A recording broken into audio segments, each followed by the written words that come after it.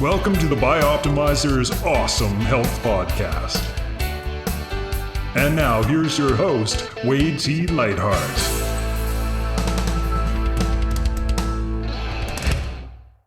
Want awesome health? How about doubling your energy? With our free Awesome Health course, you can get a new video and lesson every single day for 84 straight days. The course covers everything from optimizing your digestion, nutrient intake, correct health issues, including weight, skin, energy, immune system, and so much more. The course could easily be worth $200 or $300 for, and yet it's 100% free when you go to bioptimizer.com. That's bioptimizers.com. Once you're there, just enter your name and email to get the first 3 phases of the Bioptimization report. You'll get the report immediately and begin getting your video lessons each and every day from there on in. Good morning, good afternoon, and good evening. It's Wade T. Lightheart from Bioptimizers with another edition of the Awesome Health Podcast. And today we are going to talk about the effects of toxins on testosterone levels. Yes, there is a testosterone pandemic, and you need to know about it. If you or someone you know is suffering from low T, this is the podcast for you. And our guest today is Dr. Tracy Gapin, who is a board certified by the American Board of Urology and is a fellow of the American College of Surgeons. He is a leading gains wave provider. Dr. Gapin founded Sarasota Prostate Care in 2014 to provide an MRI targeted fusion biopsy and HIFU, we'll talk about what that is in a minute, for prostate cancer patients. In 2017, Dr. Gapin founded Smart Men's Health, focused on optimizing male performance. He offers a personalized path to helping men maximize sexual health, testosterone levels, and prostate health. Dr. Gapin is also the author of Male 2.0, Cracking the Code to Limitless Health and Vitality. Doctor, thanks for joining us today. Thanks for having me. Glad to be here. Well, hey, if there's one conversation that every guy today seems to be concerned about, and that's testosterone levels. And there's 2 levels to the conversation. There's the conversation that's happening maybe on a surface level about guys talking, making kind of, locker room jokes or hanging out with their buddies. Yeah, things aren't quite what it was. They're not quite the same. But underlying that conversation, I think, is a deep physiological, psychological, and emotional pain that often goes unchecked into severe conditions happen, and quality of life is really disrupted. Can you talk about the testosterone pandemic, how you got involved in this whole thing, and what have you seen in regards to men's awareness as well as applications with this condition? Yeah, thanks so much. So great topic. So we are experiencing what I call a testosterone pandemic, where we are seeing levels plummet worldwide. And when I say plummet, let me clarify. We have 3 longitudinal studies, 20 years plus, US, Sweden, and Finland. All 3 studies showed basically the same thing. And that is, over 20 years, testosterone levels have dropped somewhere on the range of 25 to 35% for all men. When you look at free testosterone, which is the bioavailable active form of testosterone, that number jumps to about 45% decline over 20 years. So what that means, what's really important here, is a 50-year-old guy today has a free testosterone level that's about half of what it was 20 years ago. And it continues to drop every single year. As guys age, we see a decline in testosterone. Now, this just does not apply to muscle or sex. This applies to men's cognitive function, focus, memory, concentration, mental acuity, performance at work, performance in the boardroom, performance as a leader. It affects energy. It affects our bone density, our muscle mass, our ability to burn visceral fat. It ultimately is associated with cardiovascular health. Cardiovascular health is the number 1 killer, number 1 cause of disease, number 1 cause of mortality. And we know that low testosterone has a dramatic direct effect on our cardiovascular system. And studies have shown that men with a low testosterone level have about a 30% increased risk of having a major adverse cardiac event. And so this low testosterone pandemic that we're experiencing is affecting a man's life, affecting his cardiovascular health, his cognitive function, his body composition. It affects energy. It affects sexual life. It affects his relationship with his family, with his wife, with his kids. Affects really every part of a man's life. And so it's a real crisis, and unfortunately, it's just not getting the attention it deserves. Yeah, I think this is, I mean, I can't specify. I mean, I grew up in a very rural kind of community. And there you did a lot of manual labor. You weren't around a lot of EMFs. Pollutants and toxins were, largely found at your local watering hole as opposed to in the environment. And I noticed, if I go back to my childhood, when I look at the men that I was around then, these guys radiated testosterone. They seemed very confident with what they were doing. They were hands-on kind of guys. They had ridiculous levels of vitality in energy. A lot of them were a little bit kind of like, they had that kind of masculine Marlboro man edge.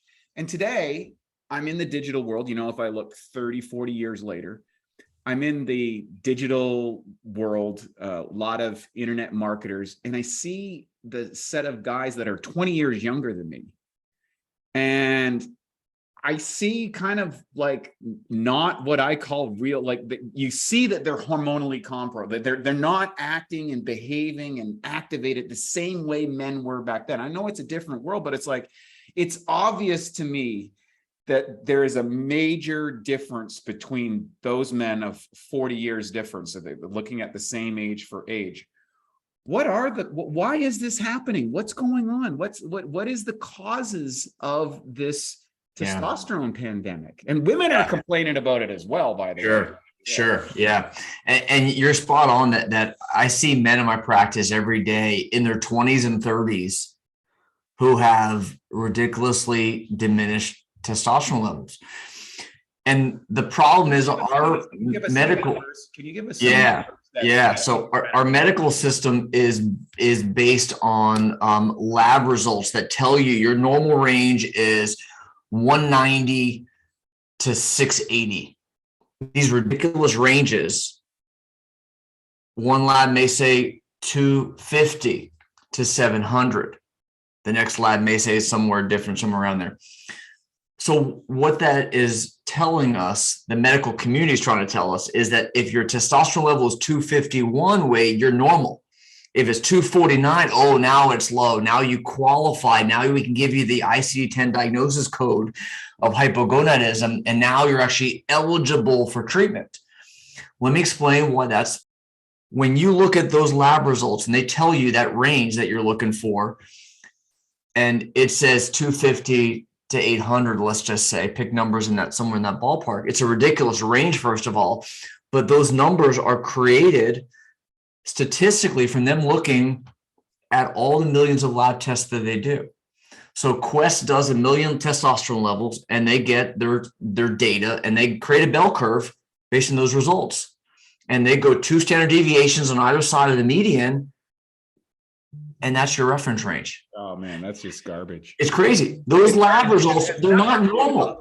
Yeah, it's nothing to do with what's optimal. Maybe nothing to do with it. Exactly. So that's the key here, is that it has nothing to do with what's optimal. It's not normal. I hate when guys say, well, yeah, my doc told me my testosterone level is normal. I say nonsense. It's not normal. Is it optimal? Is it where you need to be? And our medical community is built around looking at the lab result. And if you're in the reference range, you're called, quote, normal. And normal. By the way, we hate normal at Bioptimizers. That's right. To be normal. Normal sucks. Right.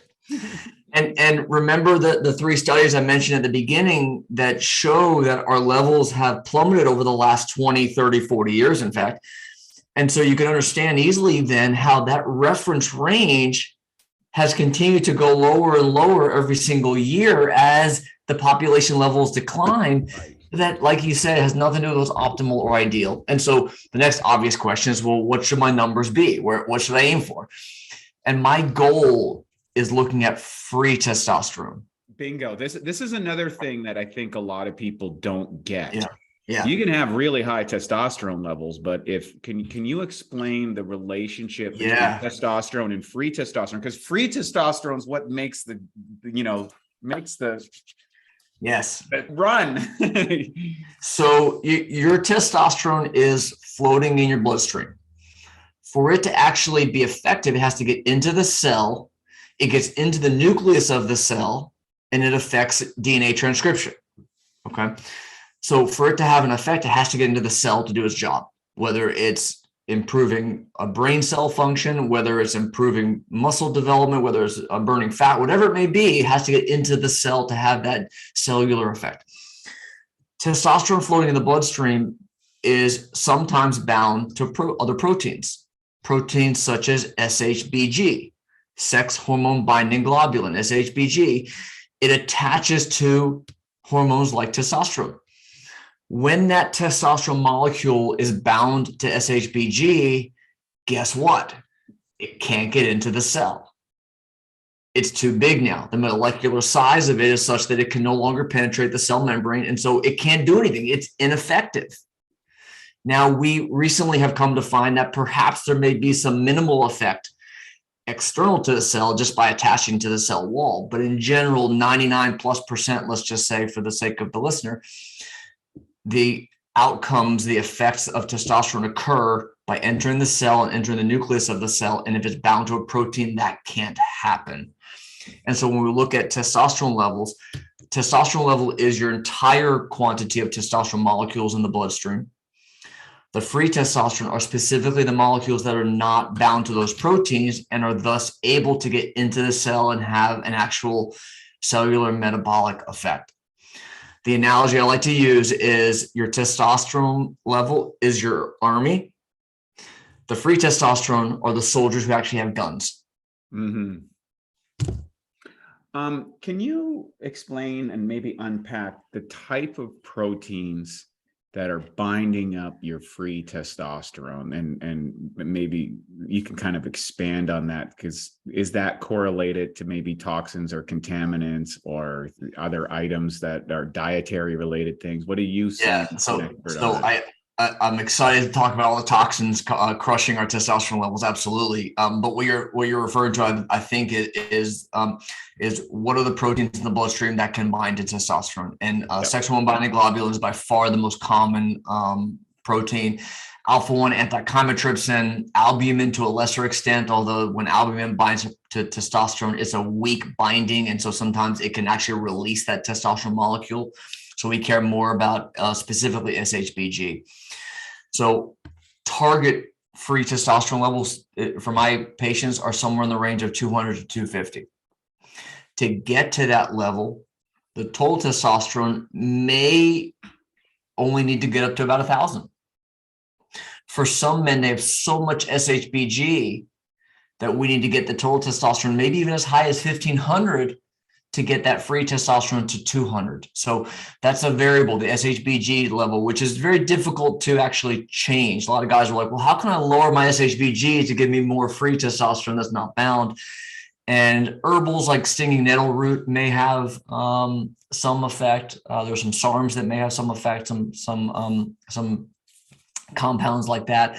In general, though, it's very tough to actually change your SHBG levels. And so that affects. Is that genetic, or is that activated by environment? It's definitely genetic. SHBG levels are definitely genetic. There can be some environmental influence as well, for sure. Yes. But getting to your question about the toxins, I do believe that endocrine disruptors, toxins, chemicals in our environment that affect hormone production or function is without question the biggest culprit when we look at why are we seeing such a precipitous decline in testosterone levels. Right. I refer a lot of people to a video that was produced in Canada about a decade ago called The Disappearing Male. And it was the impact of low testosterone levels across the board in every species in the planet and its disruption in creating birth defects, which are significant. And it's a massive problem. And it's not just happening in humans, because so that indicates that there's an environmental issue that is contributing this, because it's happening for frogs and birds, and it's happening to men. It's happening to all of us as a result of some sort of evolutionary or environmental influences. So as an expert on this, what would you say is the biggest challenges that we're facing to get those testosterone levels up where we want them? Yeah, number one is awareness, Wade. So when we talk about endocrine disruptors, the main focus should be understanding and being aware of all of the chemicals, toxins, toxicants around us that are causing problems. For example, we look at our food. So this is a big one. So crops, a lot of the corn crops especially are sprayed with atrazine. Atrazine is an herbicide. It's actually the second most commonly used herbicide beside glyphosate. Atrazine in very minuscule levels has been shown in animal studies, specifically a frog study. You talked about how animals are clearly affected as well. Atrazine in minuscule levels turned male frogs into female frogs that actually reproduced and laid eggs. Gee, wow. What? Right? Yes. Studies shown atrazine at very low level, and we see exponentially higher levels of atrazine in our foods and our drinking water. And so how do we avoid that? Well, it's avoiding the non-organic foods that you don't know what's being sprayed in the crops. You know, I shouldn't say every, most other developed countries around the world have banned chemicals like atrazine. Here in the US, it's still allowed, unfortunately, especially in the Midwest. And so non-organic foods, for example, atrazine is a big one. We look at things like phthalates. Phthalates are chemicals that are used to make plastic. So plastic water bottles is the single biggest culprit here. BPA, bisphenol A, is also used to make plastic, specifically plastic water bottles. What happens is the water is sitting in those plastic bottles and the chemicals are leaching into your water, especially when it's warm. Especially you see these cases of water sitting out there in the heat and is leaching in the water. You're drinking it. Studies clearly show that phthalates and BPA crush testosterone production. There was actually a really fascinating study out of France. They took Leydig cells from stillborn male fetuses. They took Leydig cells and bathed them in various concentrations of BPA, and they measured testosterone production from these Leydig cells, which are the cells in your testicles that produce testosterone. And they found in these fetal Leydig cells a 50% decline in testosterone production in 1 hour after putting them in BPA. So dramatic effect of those on our testosterone production. We look at all the other chemicals that are used in food containers. You know, plastic containers, especially if you're going to microwave your food. The to-go containers, metal cans are lined with plastic. People don't realize this, but any food that's in a metal can is lined with plastic, and that plastic is made of phthalates or BPA and is leaching into your foods. The the animal industry, animals are injected with steroids. These steroids we're eating. You know, this is a good example of how we're, I like to say, bathing in an endocrine disruptor soup in our daily life. So the milk we drink, the milk that men drink, comes from a cow that's been injected with steroids. This cow has been fed grains, crops that have been sprayed with herbicides like atrazine. The milk is then stored in a plastic lined container. You see how it's layer upon layer upon layer of endocrine disruption, and we're completely unaware of how we're exposing ourselves to it every day. You look at our drinking water, studies clearly show birth control, estradiol, is in our drinking water. So women take synthetic estrogen for birth control, and it's a very difficult molecule to filter from the water. Most municipal treatment centers are not capable of filtering it. And so what happens is we're drinking this estradiol every day in our drinking water. Now, estradiol made physiologically by our bodies is actually not bad. It's good for us. But synthetic estrogen is like glue. It's like turning on a light switch that doesn't ever turn off again. It's like glue to our androgen receptor. And eventually it overstimulates it to turn it off. And so our drinking water is poisoned with chemicals that our treatment centers can't clear. We look then at personal care products like our laundry detergent, sunscreen, soap, shampoo, deodorant. All of these products we're using are full of chemicals that most other countries in the world ban. And yet they're still allowed here in the US. And so I really emphasize awareness, use any of the apps that are out there. The Environmental Working Group has created an app. It's free if you like the price of free, called Healthy Living. You can scan barcodes of products in the grocery store or Target, Walmart, wherever you're shopping, and look at what's in the products that you're going to buy. Laundry detergent is a big one. You wash your clothes, and then they're touching your skin all day, and you're absorbing chemicals from your clothes all day without even being aware of it. And so really paying attention to those sorts of things is really important. Environmental Working Group, Healthy Living. There's another one called Think Dirty, and then Yucca, Y-U-K-A. Those are all three good apps that you could use to scan personal care products. Awareness is really the key here, because these chemicals are everywhere.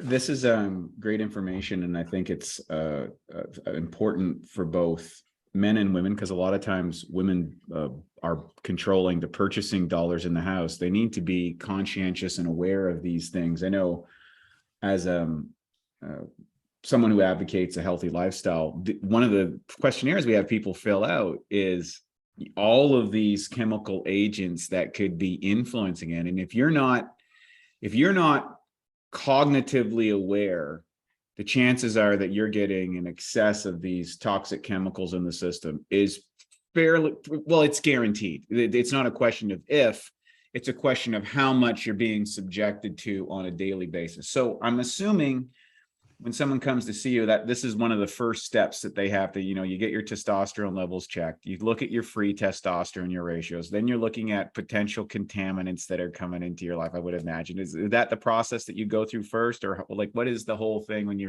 when someone's saying, hey, you know what, I'm not feeling the way I used to feel. Like my former bodybuilding coach did a really good expose, Scott Abel, you can check it out on testosterone replacement therapy. And he talked about the general feeling a man has if his testosterone is not where it needs to be. He doesn't have that drive. His kind of life is kind of hum-ha. It doesn't have that, upbeat and positive thing. Might see, it's kind of like this slow slide. And then it's kind of like, oh yeah, I'm getting old, blah, blah, blah. Can you kind of maybe illustrate from your experience how someone would identify symptomatically that they are suffering from low testosterone or could have better testosterone, and then what would be the process to reverse that? Yeah, good question. So the symptoms can be varied. So I have seen a number of men who present with no complaints whatsoever. Hey, I feel fine. I just can't lose weight. Mm-hmm. Mm-hmm. I've been running on a treadmill. I've been eating clean, and I can't lose weight. And come to find out, their T level is low. I have guys who complain of brain fog, like can't focus, loss of clarity, just can't think clearly.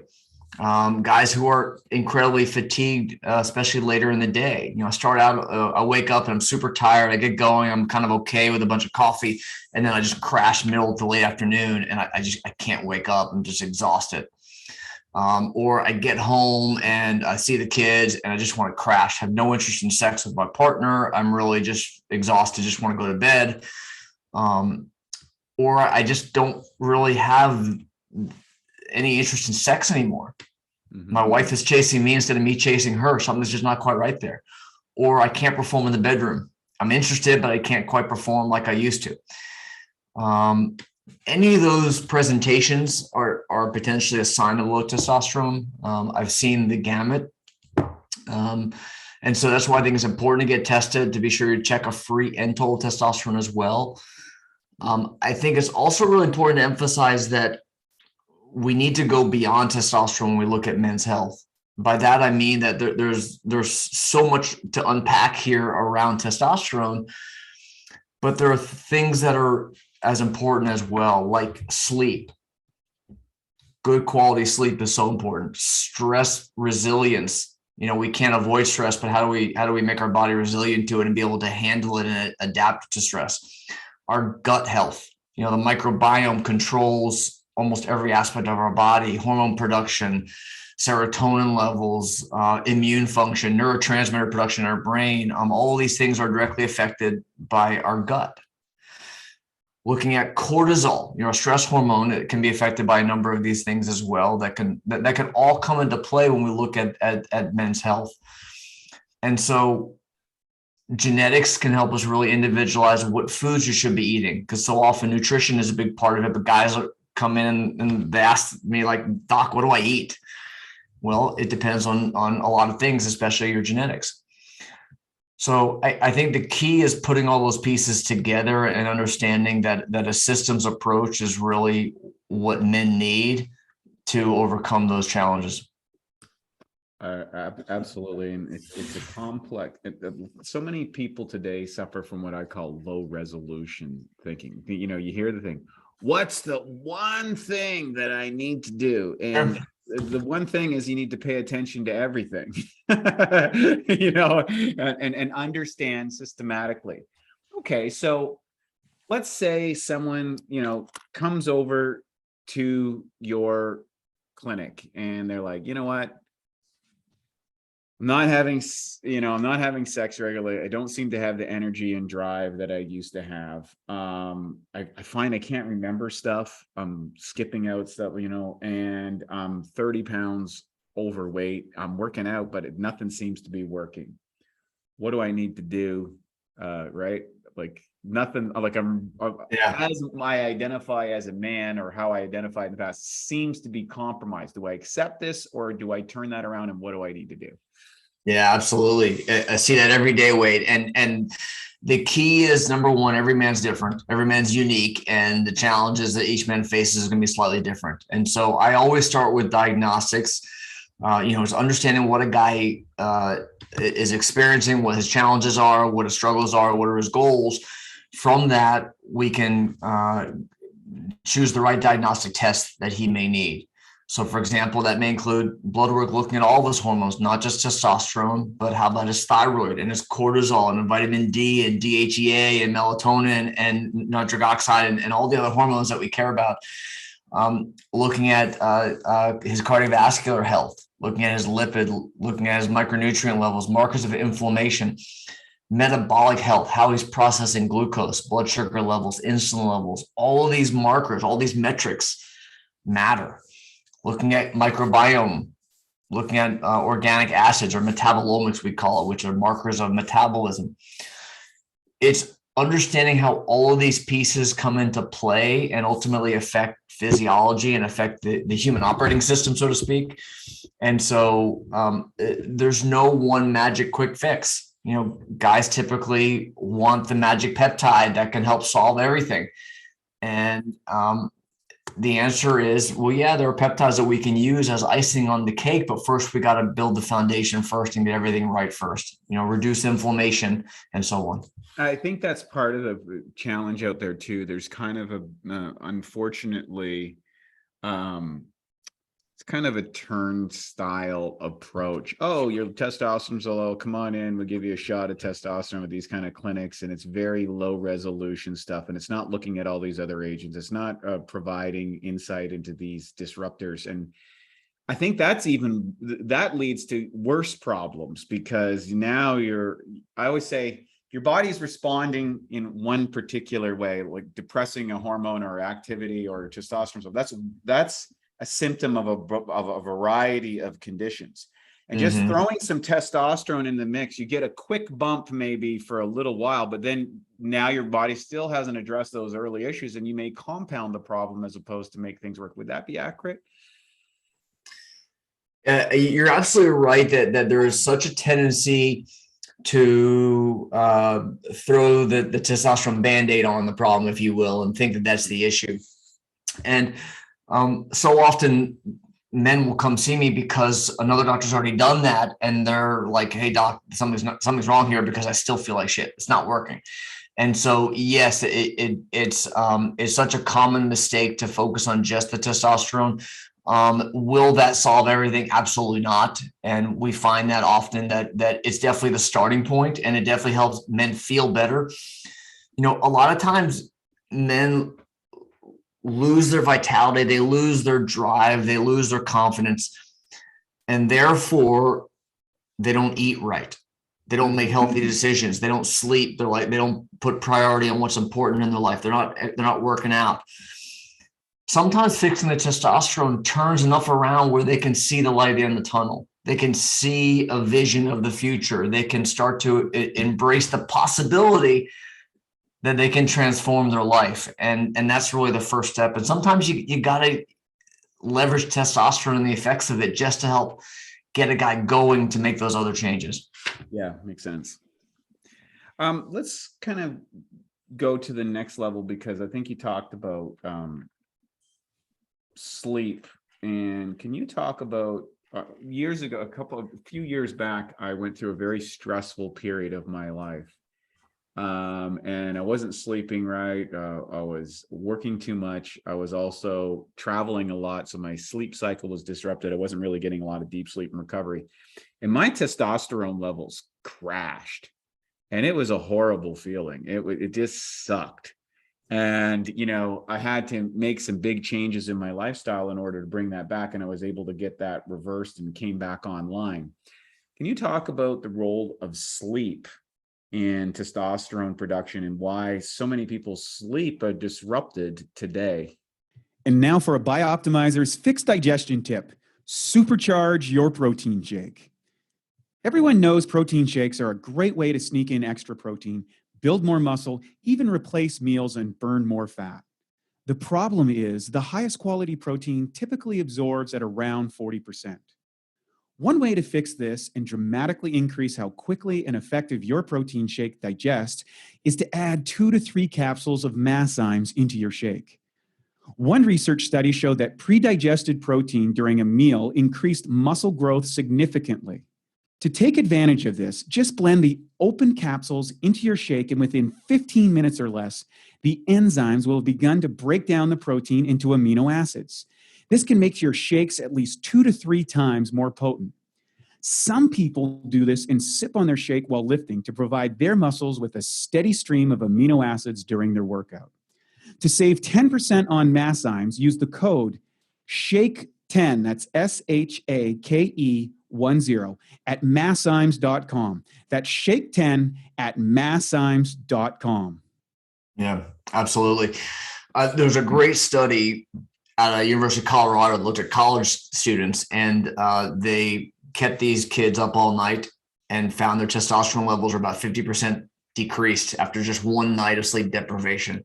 So that's the massive effect. So you think of, like, you know, men who every single night they're having crummy sleep.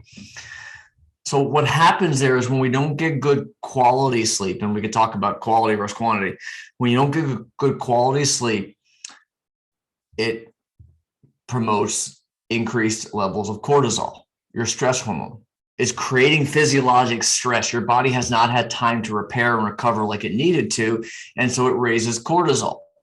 What does cortisol do? Well, it promotes visceral fat accumulation. It it promotes insulin resistance, which means your body can't process and can't digest and can't metabolize sugar like it needs to. And it crushes your other hormones. It feeds back on the pituitary gland and turns off all the other key hormones you need, such as testosterone and thyroid, et cetera. And it creates this cascade of events where you're creating inflammation, insulin resistance, catabolic physiology, breakdown of muscle, and tearing up your gut, low hormones, And all those changes are simply from a lack of good quality sleep. And so it's so important. And I've been on so many podcasts where I get the question, what's the one thing? If guys ask you one, it's funny because you brought that up earlier, guys always ask me, what's that one thing? But I say if there's one thing that I would focus on first, it's improving your sleep, because you can do that today. Like tonight, you can make a change and improve your quality of sleep tonight. And that alone can help. Yeah. So environmental toxins, get those out of your life. Focus on developing a sleep pattern that allows you to get both deep sleep and REM sleep, I believe. Right. That's right. Is really important, both of those. Okay, great. My testosterone is up a little bit. It's coming a little better. What are some other items that I might want to add to the mix under a medical supervision? Would you start looking? Because you're really stacking things on top of each other. Sure. It's like if things are stacked against you, you want to stack things in your favor. What are some other things that people can do from a medical standpoint? So when we're looking at increasing testosterone levels, there's the natural approach, and then there's the medical approach. And so first, the natural approach, sleep would be number one. Reducing stress, reducing cortisol would be a big one up there as well. Strength training, without question. We know that heavy strength training, especially in big muscles like your back, your quad, your hamstrings, these large muscle bellies, high weight strength training has been shown to boost testosterone levels as well. We know that sunlight, especially in the morning, can actually increase testosterone levels. We know that's a really important one as well. We know that nutrition has such a dramatic effect on this. Deficiencies in zinc and magnesium and the B vitamins can cause issues with testosterone production. So being sure that we're adequately supplemented in those micronutrients is really important. I see so often though, guys are doing all these things and they're like, Doc, I'm doing everything I'm supposed to be doing, but nothing's moving. Or my testosterone level was 251 and my doctor told me I'm ridiculously, quote, normal. And it went from 251 to 380. But I still feel like shit. I hear that every day, because the natural approaches will get you only so far. And this is such a common problem where men are trying to avoid the medical approach. And so they're doing everything they can naturally. But a lot of times the damage is already done, from the years and decades and transgenerational effect of the toxins we talked about. We didn't talk much about this, but there's actually studies that show a transgenerational effect, meaning the chemicals and endocrine disruptors that are in our environment affected our grandparents, affected our parents, and now are affecting us, and it will continue to decline over generations. And so a lot of those changes you can't reverse. And so what I see so often is guys come to me and they've done everything right and their T level is still well below what it needs to be. And that's when we go to the medical approaches. That's when we go to giving testosterone therapy, because the guy can't produce enough on his own. So there's a lot of different options around testosterone therapy. There's injections, there's patches, there's pellets. What are the kind of way to go that you think in your medical experience, if you get to the point where you say, you know what, I need to add this into and virtually every man is going to probably hit that point at some point in their aging process if they want to feel their best. What do they do? What's the best methodology? Sure. So when you're now going to get testosterone therapy, you have a couple different options, as you mentioned. One is injectable, which is by far the most commonly chosen option, and I think it's the best way to start. There's topical and there's pellets, and there's pros and cons to each of them. So we can talk about each of them briefly and explain how for every man that he may choose a different option. Injectable is typically the preferred option. You can do injections as often as every day or as rarely as twice a week. Now, we used to do every 2 weeks or every week, but we now know that the more often you can do an injection, the more consistently stable you can get your levels to be. Yeah. And so back when I was in the Paleozoic era, when I was working as a urologist, we would give a guy a shot every 2 weeks and you're good to go. Well, now we realize how awful that was, because you're making the level spike and then it plummets and then it's low for a week and a half until we give you your next shot. And so we prefer to do it every other day to every day. That gets to be an issue with compliance, and guys don't want to inject themselves every day at home. And so typically twice a week or 3 times a week is the target for the interval of injection. You can do an intramuscular injection like in the buttock or in the thigh. We now know that studies show us that we can do subcutaneous injections in the belly and get equivalent increases in testosterone level that way as well. Which would probably lead to easier compliance in regards to if you're doing it more frequently. Belly, injecting into the belly is going to be a lot easier than That's right. glutes all the time. And dang, I hit the big glute or I hit a nerve, and it's like exactly. It's less painful. It's much better tolerated, and you're absolutely right. That does lead to better compliance. There's a small fraction of men with the sub-Q injections that will not get adequate levels with that approach. And so I'll have to switch them back to another option, whether it's IM intramuscular injections or the other options. But that's not very common at all. Now, are they going to be using a water-based testosterone or an oil-based testosterone? So typically they're oil-based. So grapeseed oil is the most commonly used one. And it because of that, it's a very thick viscous liquid, and so you can use a bigger gauge needle for drawing up the fluid, or I have a lot of guys, including myself, I'll use an insulin needle for the draw and the injection, and just know that it does come through those tiny needles. You just got to take some time and wait and be patient to aspirate it from the bottle into the syringe. But sub-Q injection is in general the preferred route now for most men, understanding there's nuance, and some guys would prefer to do a different option, or they're in that rare group that don't get the bump in testosterone levels that they need. Okay, so let's talk pellets and patches, whichever you want to go. Yeah. So then the next option is a topical, and we used patches years ago. Now it's a testosterone cream, a Versa-based cream that you can apply to the scrotum.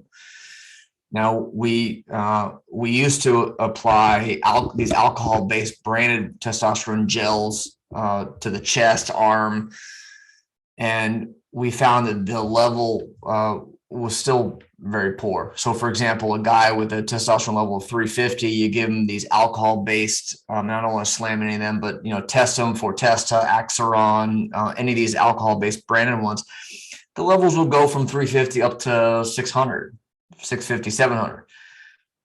Well, if I need you to up to 1200 to get the free testosterone where it needs to be, that doesn't work. It reaches a limit.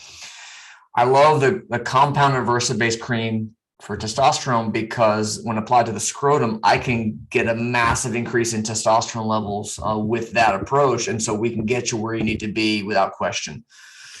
So it's very attractive in terms of being able to modulate levels to get you at the appropriate point. The downside to the cream is you got to do it every single day. And so men will have to apply it first thing in the morning after they shower. They apply it.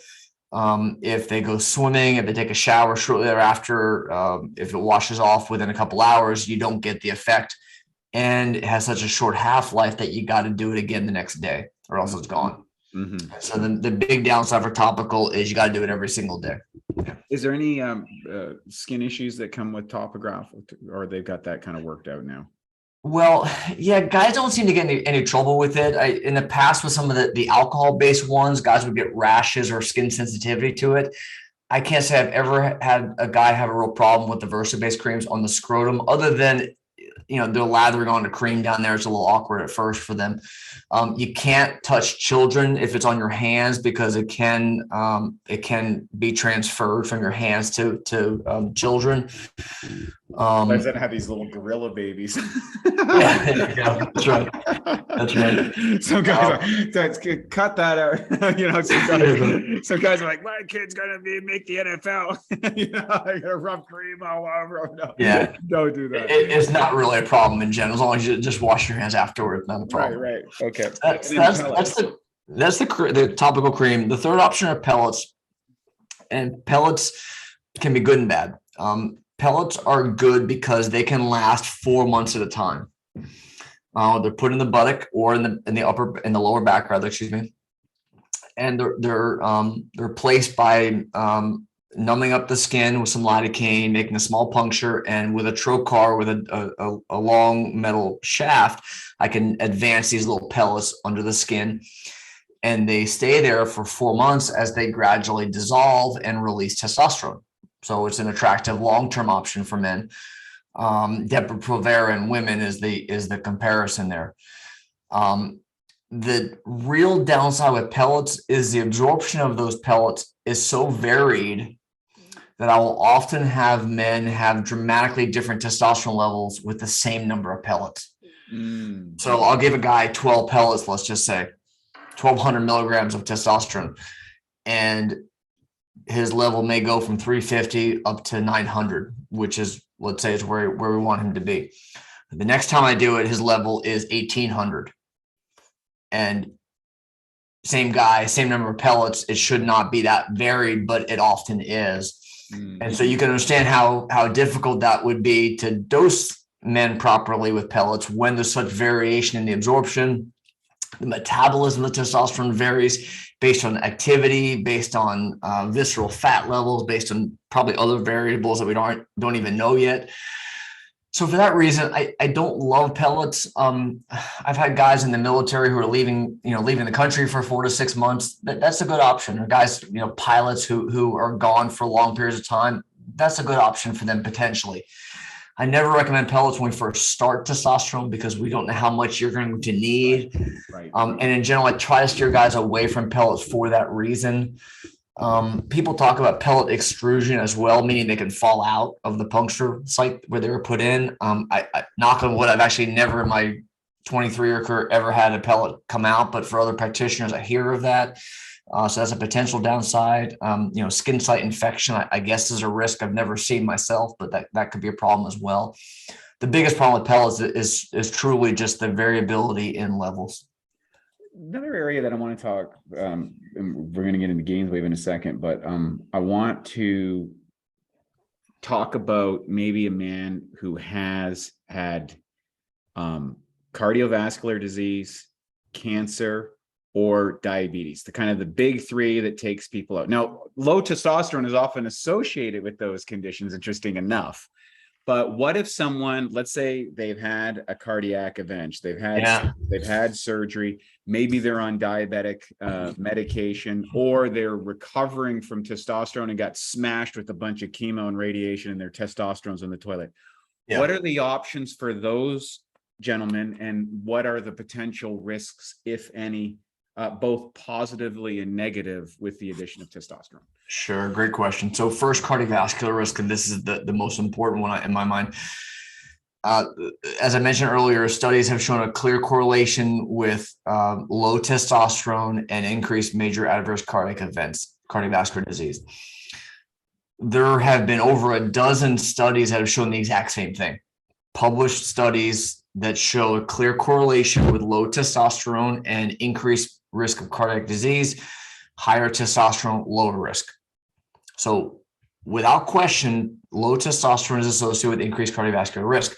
Well, what's all the debate about? Why is there such conversation around it? Well, there were 2 crummy studies that got published that confused the issue because they both suggested that testosterone caused cardiovascular disease or increased risk of cardiovascular disease.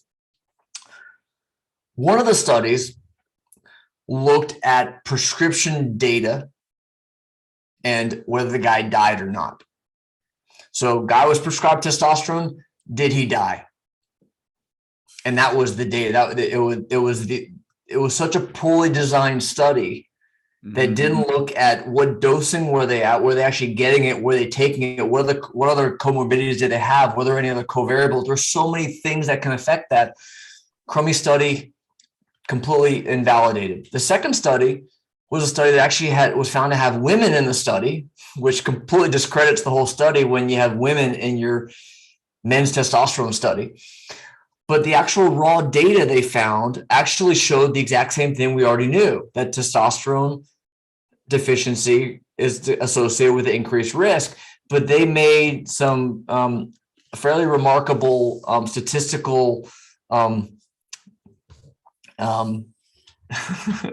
don't even know how to describe statistical voodoo, which we have voodoo. There you go. Yeah, they made all kinds of statistical conclusions that it's easy to distort the data to show what you want it to show. But when you looked at the raw data itself, there were over 100 medical societies around the world that called for this article, this study, to be retracted because the results that they were claiming were completely opposite from what the data actually showed. Wow. And so we know from all the studies, without question, I feel very confident, very comfortable and secure in the published literature that shows the safety around cardiovascular health and that testosterone reduces that risk. Same thing when it comes to diabetes. We know that testosterone optimization improves insulin sensitivity. And so for diabetics, absolutely, these guys need to have their testosterone optimized. It improves metabolic health, it improves metabolism, and it's going to ultimately burn visceral fat, which is going to also help as well. So that's those two. The third topic is prostate cancer. And this is an interesting topic. When I was in urology, 20 plus years in urology, we believed that testosterone is the enemy and it causes prostate cancer. It's like pouring gasoline on the fire, and that any man, especially if they have prostate cancer, should be excluded from prostate cancer. They should be excluded from testosterone therapy. This is all based, this is kind of funny, on one patient. There was one patient, 1941, guy, Dr. Higgins, a urologist. He found that in this man who had advanced prostate cancer, when they castrated this patient, his prostate cancer regressed. Aha! Castration is the key to prostate cancer treatment. Oh, man. One patient, one single patient, that was published in 1941. That's crazy.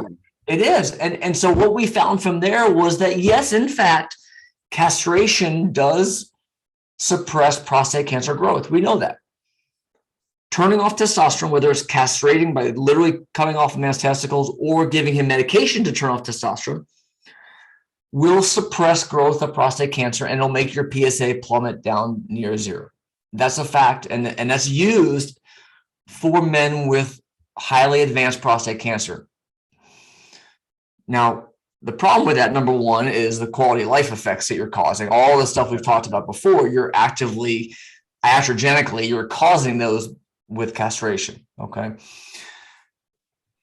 But the key point here is that while turning off testosterone may be a therapy for prostate cancer, it was never proven that testosterone causes prostate cancer. Mm-hmm. Turning off testosterone is used to treat prostate cancer, but it's never been shown that testosterone actually causes or worsens prostate cancer. And that's something that we always assumed until about 5-10 years ago, when we finally recognized maybe we have it all wrong.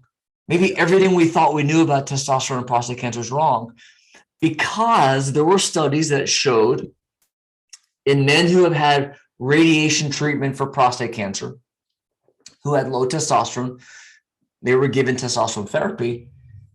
And guess what happened to the risk of recurrence? Dropped. Didn't change. Didn't change at all. It was identical. So testosterone therapy in men who've had radiation, the recurrence rate was the same. It didn't affect it. Same thing with men who had surgery.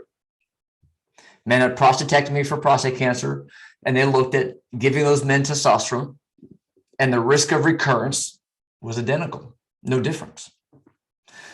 Then they start looking at men who have prostate cancer.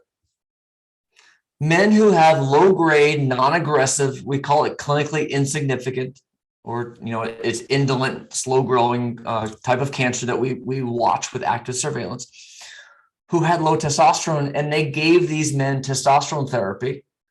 And guess what happened to the risk of progression of that cancer? It didn't change.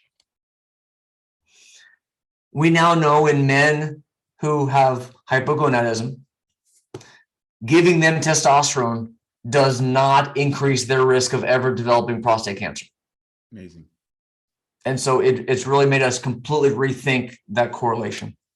So, just to summarize all of that, profound information, because there's a lot of misinformation out there, especially when you deal with your GPs and things like that. And Yeah. a number of men that I know personally, friends, relatives, associates, who have gone through one of those things, prostate cancer, they've had a heart incident, or they're becoming pre-diabetic or something like that.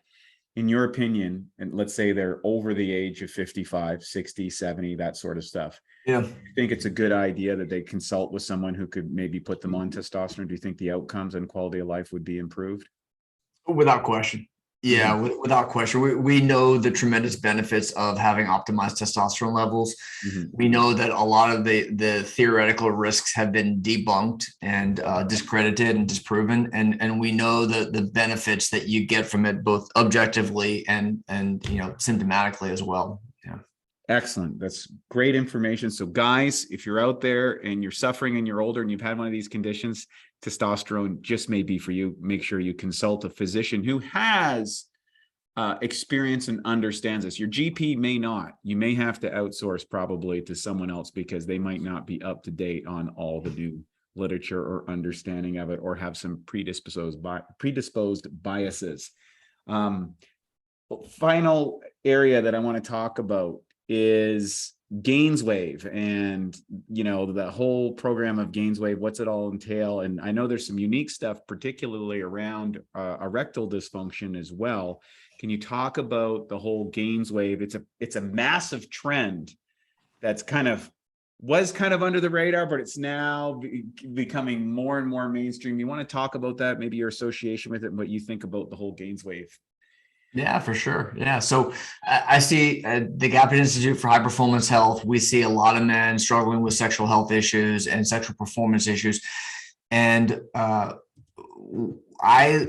love looking for regenerative, restorative options for these men. How can we not just treat them with a Band-Aid, like, the blue pill, the yellow pill, or vacuum pump, or injection therapy, which just gives short-term relief? How can we fix the underlying problem? A lot of it's going to be correcting the stuff we've talked about before: hormone deficiencies, fixing issues related to inflammation and insulin resistance that can be affecting sexual function directly.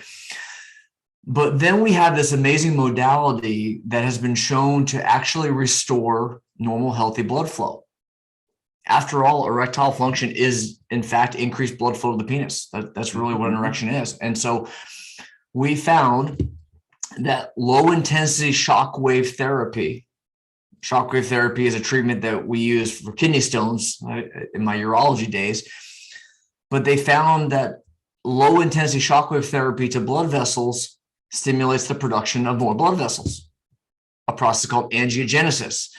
And so they found that by activating stem cells through low-intensity shockwave therapy, it will secrete growth factors and cytokines that will lay the foundation for new blood flow. And that's been the case for sexual function. And so GainsWave is employing this technology, low-intensity shockwave therapy, to stimulate production of new blood vessels and improve sexual function. Now, I have a lot of people in my life that have, raved about this. What is a typical process for someone to go to GainsWave, find out about it, and experience it? Like, what's the journey like on that? Because hormonal one thing, but GainsWave is a whole other ballgame. Yeah. So when guys come to the Gapin Institute, GainsWave is often offered in conjunction with other treatments, testosterone therapy, other hormone optimization, lifestyle, nutrition approaches. The GainsWave itself is done in sets of 6. So we'll do one treatment twice a week for 3 weeks, which would be 6 treatments. And then we'll wait a month to let the effect kick in, let the blood vessels grow. And I always recommend that men who undergo GainsWave, that they use a vacuum erection device on a daily basis. It's like penile rehabilitation to improve smooth muscle function. And I see amazing results where I see guys who will come in who are using Viagra with very poor results to the point where they don't need any pills at all, and they're functioning normally, and they're incredibly happy without the need for any additional medications. So it is a great treatment. It does need to be used in properly selected patients. So it's not for everybody, but it is a great treatment for guys who could use increased blood flow. And what I like about it is that it's a regenerative approach to restoring blood flow that none of the other options give us. Excellent. This has been so informative. Is there anything else that we didn't cover in this that you'd like to share with our listeners? I think one of the common questions I get from men is around peptide therapy and what are peptides and are they right for me. So I think it might be worthwhile just touching on that briefly. Yeah, I think this is a very interesting field, peptides. It's starting to get more traction. It was kind of a little bit sketchy 10 years ago, and then it's got, 5 years ago, and then there's a whole bunch of regulatory issues around peptides, of course. Yeah. But without a doubt, it's pretty commonplace. Things like BPC 157 is now becoming one of the standards of regenerative care for people. But there's there's peptides for your brain, there's peptides for your body, and it's an extremely promising field. Can you explain what peptides are, what they're used for, and how they might enhance a man's quality of life? Yeah. So peptides are truly amazing, and they're nothing more than short proteins. They're simply chains of amino acids in a very specific sequence to have a very specific outcome. We can think of them as signaling molecules that can have very precise function. Like, for example, you mentioned BPC 157. This is a peptide that will reduce inflammation. It's derived from the stomach, so it's a molecule that your body already recognizes. And this peptide will reduce inflammation in the gut, in joints, systemically. And so men who are struggling with issues related to inflammation, that's a great choice. Peptides like some of the growth hormone secretagogues like CJC, ipamorelin, testosterone, these are peptides that increase your body's production of growth hormone. We know that growth hormone is considered by many to be the fountain of youth. It's associated with a lot of the benefits of optimized testosterone. Growth hormone is responsible for metabolism, building muscle, burning fat. And as we age, our growth hormone levels decline. Well, what if there was a way we could stimulate our pituitary gland to increase production of our own body's growth hormone? Well, that's what peptides can do for us.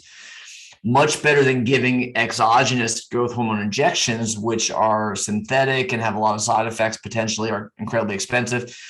And so peptides are a great way to boost growth hormone production.